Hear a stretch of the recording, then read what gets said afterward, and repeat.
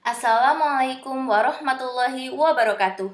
Hari ini kita akan membahas tentang aspek kebahasaan teks prosedur.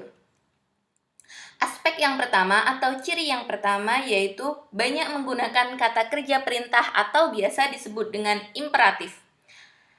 Kata kerja imperatif dibentuk dengan akhiran kan, i, dan partikel lah. Ciri kalimat imperatif yakni berisikan perintah, imbauan, atau larangan, serta diakhiri dengan tanda seru di akhir kalimat. Contoh bentukan kata imperatif.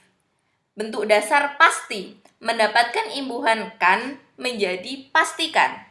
Bentuk dasar hindari, mendapatkan imbuhan i menjadi hindari. Bentuk dasar jadi, mendapatkan imbuhan lah menjadi jadilah. Kata pastikan, hindari, jadilah merupakan kata kerja perintah atau imperatif. Contoh di dalam kalimat, pastikan email yang Anda masukkan benar. Nah, pastikan email yang Anda masukkan benar biasanya terdapat di dalam langkah-langkah teks prosedur. Ciri yang kedua yaitu banyak menggunakan kata-kata teknis yang berkaitan dengan topik yang sedang dibahas. Kata teknis itu apa sih, Bu? Kata teknis adalah kata-kata yang memiliki makna khusus pada suatu bidang keahlian atau bidang keilmuan yang sedang dibahas. Dalam hal ini, dalam teks prosedur. Makna dari kata teknis ini adalah makna leksikal atau makna kamus. Jadi makna sebenarnya yang ada di dalam kamus. Apabila teks tersebut berkenaan dengan masalah komunikasi, akan digunakan istilah-istilah komunikasi juga.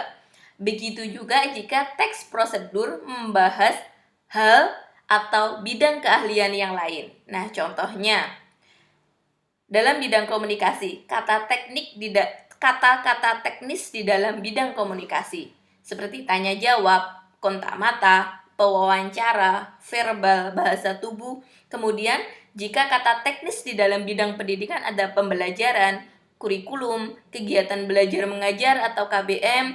Sekarang ada lagi pembelajaran jarak jauh, itu merupakan kata teknis yang ada di dalam bidang pendidikan. Ciri yang ketiga yaitu banyak menggunakan konjungsi dan partikel yang bernama penambahan.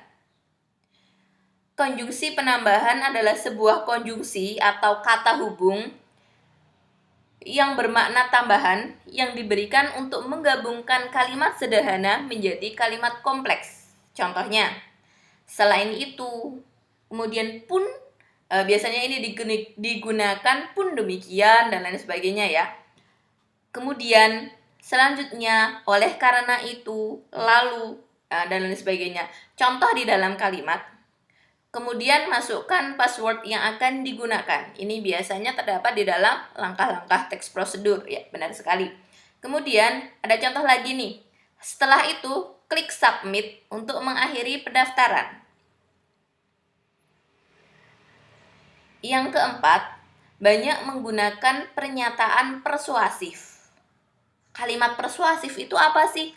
Kalimat persuasif merupakan kalimat ajakan kepada seseorang atau banyak orang. Tidak hanya berisi ajakan, kalimat persuasif juga berisi tentang suatu permintaan atau imbuan. Jadi berhubungan dengan ciri yang pertama tadi.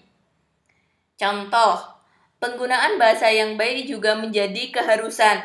Ini bisa digunakan sebagai kata pengantar atau deskripsi umum di dalam prosedur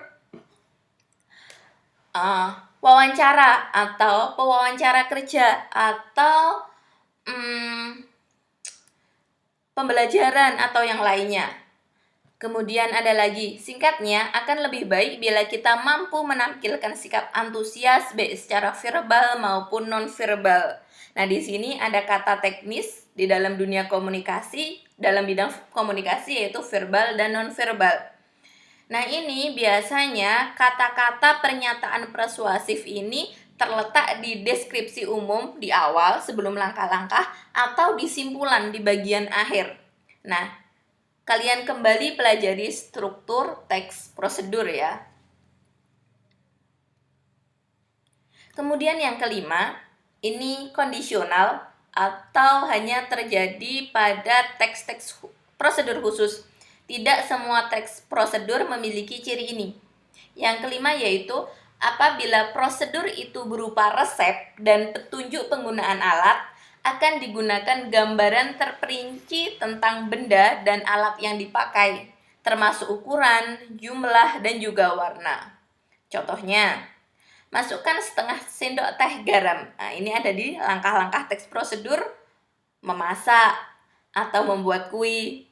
Kemudian, siapkan 100 piece stick es krim. Ini biasanya tutorial atau cara membuat kerajinan tangan. Kemudian contoh lagi, siapkan wadah cembung semacam mangkok. Nah, ini merupakan kata-kata khusus yang biasanya terdapat di dalam teks prosedur membuat sesuatu, menggunakan sesuatu, pokoknya seperti itu ya. Nah, sekian dari Bu Husnul. Silakan dipelajari kembali struktur teks prosedur, kemudian pahami kembali aspek kebahasaan teks prosedur, kemudian silakan untuk mengerjakan latihan soal setelah aktivitas ini. Terima kasih. Selamat belajar.